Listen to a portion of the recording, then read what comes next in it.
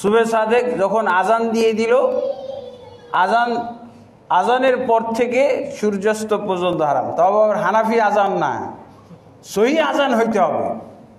হানাফি আজান মানে রোজা নষ্টকারী আজান। হানাফি আজান সারা বাংলাদেশে এটা রোজা নষ্ট করা আজান। সারা বছর রোজা আছে না, সিয়াম। এরা মনে করে নাই যে রমজানের পরে আর কোনো সিয়ামই নেই, রোজাই নাই। নফল রোজার জন্য আজানের দরকার। নফল রোজা 6 সওয়ালের 6টি সিয়াম পালন করবো, এখানেও আমার আজানের দরকার আছে। আজানের পূর্ব পর্যন্ত আমি সেহরি খাবো। এমনকি সেহরি খেতে খেতে যদি আজান হয়ে যায় তাও আমি আমার প্রয়োজন মিটিয়ে নিতে পারবো, প্লেটের খানাটা কমপ্লিট খেতে পারবো। কিন্তু হানাফি আজান দিয়ে আপনার রোজা নষ্ট হবে, হজ নষ্ট হবে, সব অনেক ইবাদতের কিন্তু আজানের সাথে সম্পর্ক আছে। হজও নষ্ট হবে এই হানাফি আজান অনুযায়ী। যদি আপনি হজ করেন তাহলে আপনার হজও নষ্ট হয়ে যাবে। হজের ক্ষেত্রে কি বলা হয়েছে? ফজরের আজানের পূর্বে যদি আপনি আরাফাতের মাঠে পা রাখতে পারেন, হানাফি আজান অনুযায়ী পা রাখলে হবে, আপনি গড়াগড়ি করলেও হবে না। হানাফি আজান অনুযায়ী আপনি যদি আরাফাতের মাঠে গড়াগড়ি করেন আপনার হজ হবে না।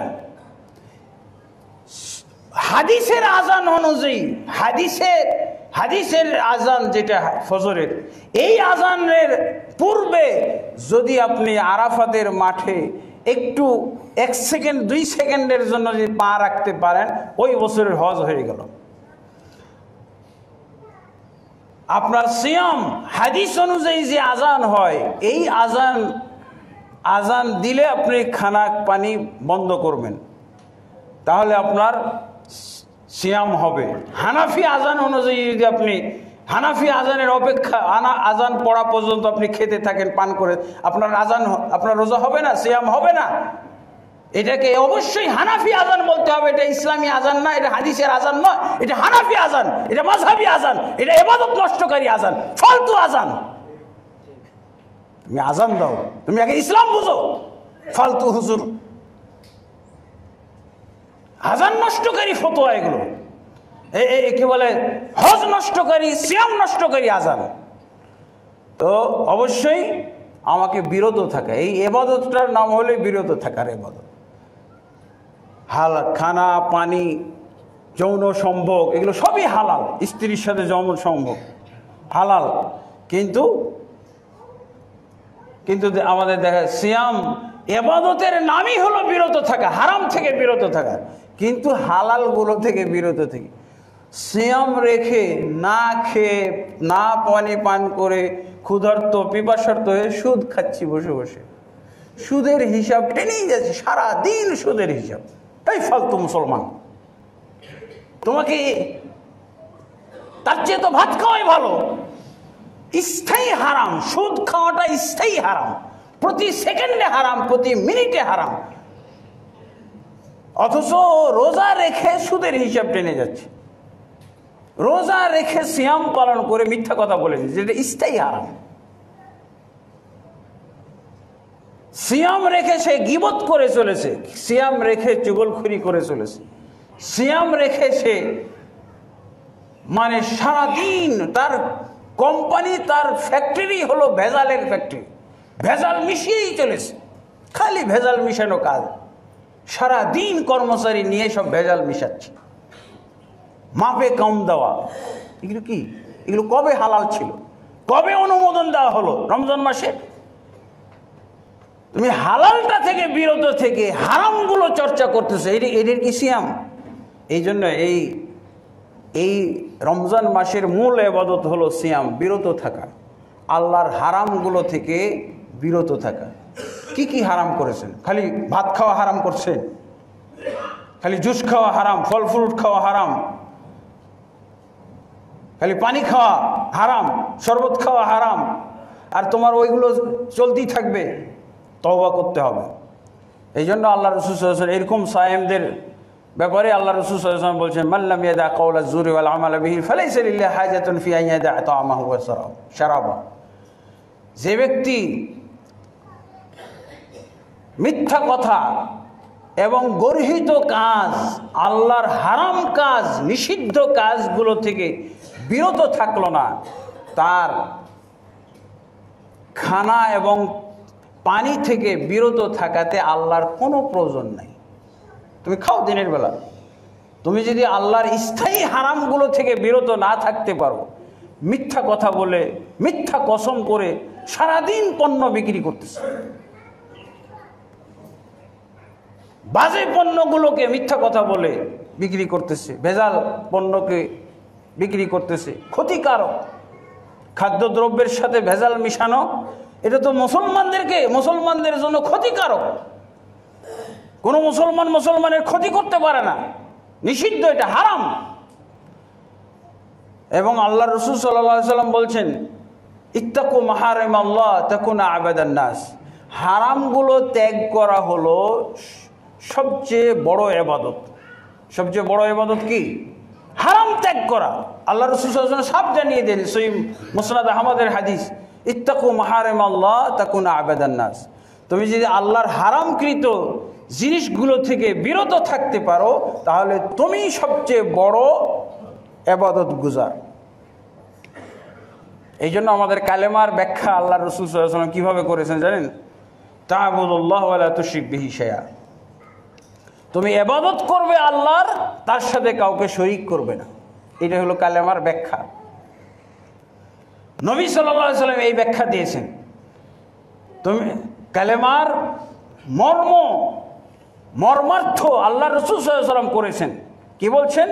তা'বুদুল্লাহ ওয়া লা তুশরিকু বিহি শাইআ। একমাত্র আল্লাহর ইবাদত করবে, তার সাথে কাউকে শরীক করবে না। আবু জেহেলদের কাম কি ছিল? আবু জেহেলের ধর্ম ইবাদত করবে, শিরকও করবে। এই জন্য তারা মুশরিক ছিল।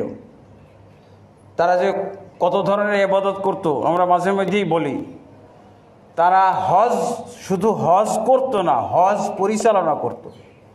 তারা হাজি ছিল না, সবাই আলহাজ ছিল।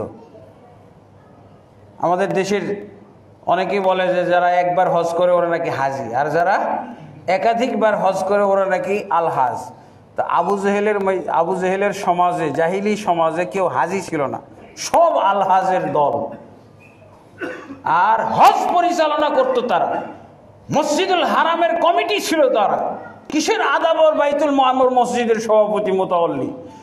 আবু জেহেল, আবু লাহাব ওরা ছিল মসজিদুল হারামের কমিটি, সভাপতি মুতাওয়াল্লি। সমস্যাটা হলো তারা হারাম থেকে বেঁচে থাকতো না। এই জন্য আল্লাহ রাসূল বলছেন, ইত্তাকু মাহারিম আল্লাহ। আল্লাহর হারামকৃত জিনিস থেকে যদি বাঁচতে পারো, তবেই তুমি আসল পরহেজগার, আসল ইবাদত গুজার।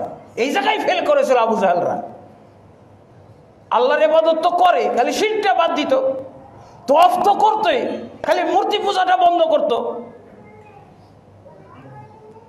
কুরবানি তো করে, সাফা মারওয়া সাই তো করে, দোয়াও তো করে, দোয়া ইস্তেগফারও করে, তালবিয়াও পড়ে, খালি শিরকটা বাদ দিত। আল্লাহর অন্যান্য হারামগুলো বাদ দিত। সুদ খাওয়া বন্ধ করত, বাদ দিত। ডাকাইতি বন্ধ করত। নারীদেরকে হত্যা করা বন্ধ করত। বৈষম্য এরকম বন্ধ করত।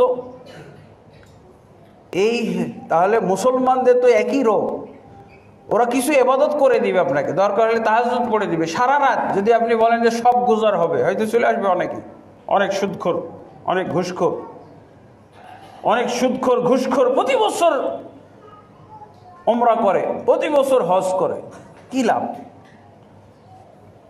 আমি হালালগুলো থেকে বিরত থাকার মাধ্যমে অভ্যাস গড়ে তুলব, স্থায়ী হারামগুলো থেকে যাতে বিরত থাকতে পারি। আর স্থায়ী হারামগুলো সারাদিন চর্চা করছি, আর খালি ভাত খাচ্ছি না, রুটি খাচ্ছি না, ফল ফ্রুট খাচ্ছি না। এটা কি আজগবি সিয়াম! এই জন্য আল্লাহ রাসূল সাল্লাল্লাহু আলাইহি ওয়াসাল্লাম এই ধরনের সিয়াম পালনকারীদের সিয়ামের পুরস্কার আগেই ঘোষণা করছেন। কি? রুব্বা সাইমিন লাইসা লাহু মিন সিয়ামিহি ইল্লাল জু' ওয়াল আতাশ। অনেক রোজাদার আমাদের সমাজে তো বহু রোজাদারের অবস্থা এরকম যে তারা রোজা রেখে শুধু পুরস্কার পায়, শুধু ক্ষুধা আর পিপাসাই তাদের প্রাপ্য। ক্ষুধা আর পিপাসা নগদ নগদ পুরস্কার এটি। এছাড়া এই খানা এবং খানা থেকে বিরত থাকা, পানীয় থেকে বিরত থাকার তাদের আর কোনো পুরস্কার নেই। শুধু ক্ষুধা আর পিপাসার শাস্তিটাই তারা পাইল পুরস্কার হিসেবে, আর কিচ্ছু আল্লাহ তাবারক ওয়া তাআলা তাদের জন্য আখিরাতে প্রস্তুত করে রাখেননি। অথচ আল্লাহ তাবারক ওয়া তাআলা কিয়ামতের দিন নিজে সিয়ামের পুরস্কার বিতরণ করবেন। আল্লাহু আকবার। এবং সেটা হবে মুসলমানদের জন্য, রোজাদারদের জন্য আসল খুশির মুহূর্ত, যখন আল্লাহর হাত থেকে পুরস্কার বুঝে নেবে। এবং এই সিয়াম পালনকারী, সিয়াম পালন, তাহলে সিয়ামের অর্থটা আমরা আজকে বুঝে নিই। সিয়ামের অর্থ হলো বিরত থাকা। যত হারাম থেকে বিরত থাকবেন এই সিয়ামের মাসে, তত আপনার সিয়াম অর্থবোধক হবে, ইবাদতের যোগ্য হবে। আর আপনি যেই সিয়াম রেখে হারাম থেকে বিরত থাকলেন না, এই সিয়ামের কোনো দরকারই নেই।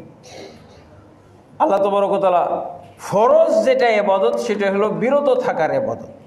আর অন্যান্য যে ইবাদতগুলো আছে এগুলো সব নফল।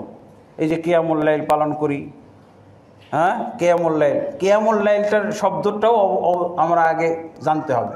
এই মুফতি মুহাদ্দিসরা আমরা শব্দগুলোর অর্থ শিখাই না।